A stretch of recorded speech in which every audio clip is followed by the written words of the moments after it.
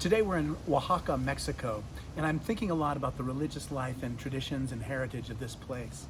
2 days ago we were at Monte Albán, which was a massive civilization that existed from the year 500 BC to the year 800 AD.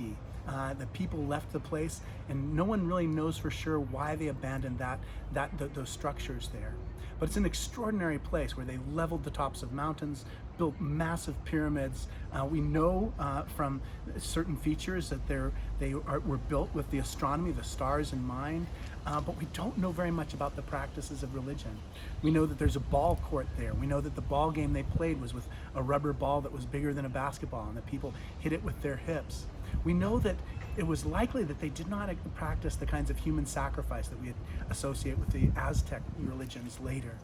But that Zapotec religion, it was a massive thing, and the remains of it are still visible to us today, but we know so little about it.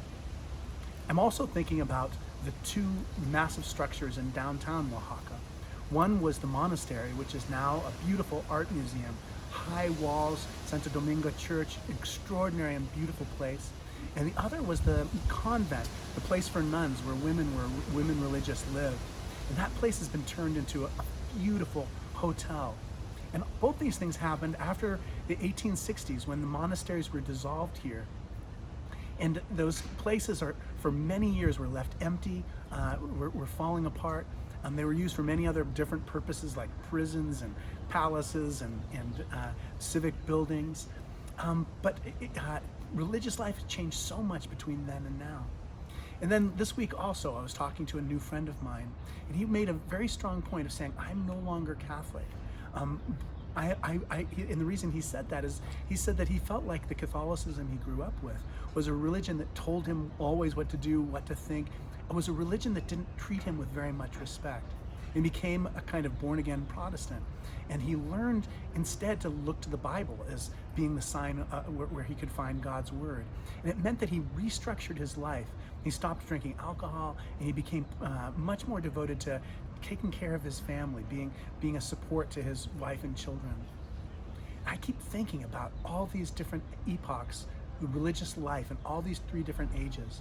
We know so little about the Zapotec religion that was headquartered at Monte Albán. We know a little bit more about the monasteries and what it was like to be a monk or a nun here.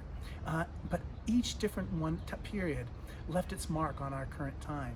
And I think of my friend, and what's going to be left after his death is going to be stronger family and human relations, connections between each other. I don't know where you are in your efforts to try to understand your spiritual life, but I know that our spiritual selves, that's a crucial part of our life. It always has been for human beings, and it always will be. The way that spirituality finds expression will be different in each generation. But this is our chance to build something lasting in our relationships with one another, perhaps even in the buildings that we leave behind, as a sign of God's love for us and as a sign for the possibilities of new hope for the future. My name is Malcolm Clemens Young. I'm the Dean of Grace Cathedral in San Francisco, California. Thanks for watching More Good News.